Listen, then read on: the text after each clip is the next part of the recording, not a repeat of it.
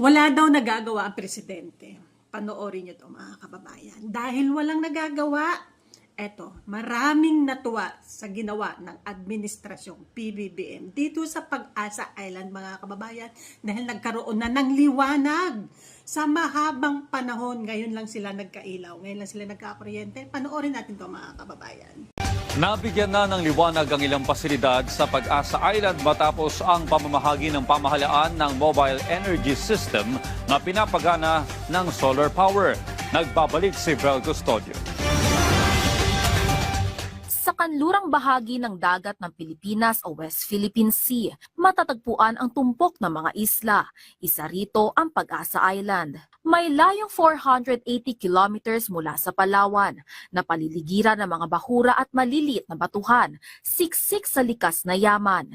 Pero sa kabila ng maliwanag at nakasisilaw na ganda, maraming hamon na kinahaharap ng isla, kabilang ang kawalan ng kuryente. Pero sa administrasyon ni Pangulong Ferdinand R. Marcos Jr., milya-milya man ang layo ng isang lugar na ilalapit ang serbisyong pinakakinakailangan.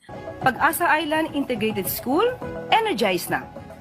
Upang masiguro ang liwanag sa mga paaralang hindi maaabot na enerhiya, namahagi ang Department of Energy sa pangunguna ni Secretary Sharon Garin ng Mobile Energy System para sa Pag-asa Island Integrated School. Gamit ang mobile energy system na pinapagana sa pamamagitan ng solar power o init ng araw, napailawan ng mga eskwelahan at iba pang government services. Pangarap na namin na magkaroon ng talagang 24 hours na kuryente sa Pag-asa Island. So, at natupad na po yung energy yung dinonate ngayon ng DOA. Dinala to na establish, lalo na sa school, ay napakalaking tulong. Ang pagtuturo ay lalong mas mabilis, mas madali at mas epektibo kapag mayroong kuryenteng ginagamit.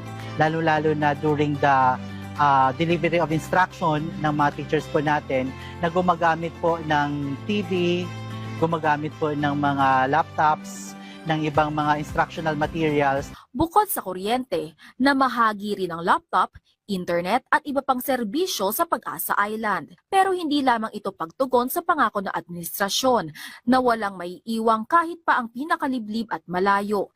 Ito ang nagbibigay ng tulay sa mas dekalidad na edukasyon, ang mas maliwanag na kinabukasan para sa mga kabataan sa Pag-asa Island. Vel Custodio para sa Pambansang TV sa Bagong Pilipinas.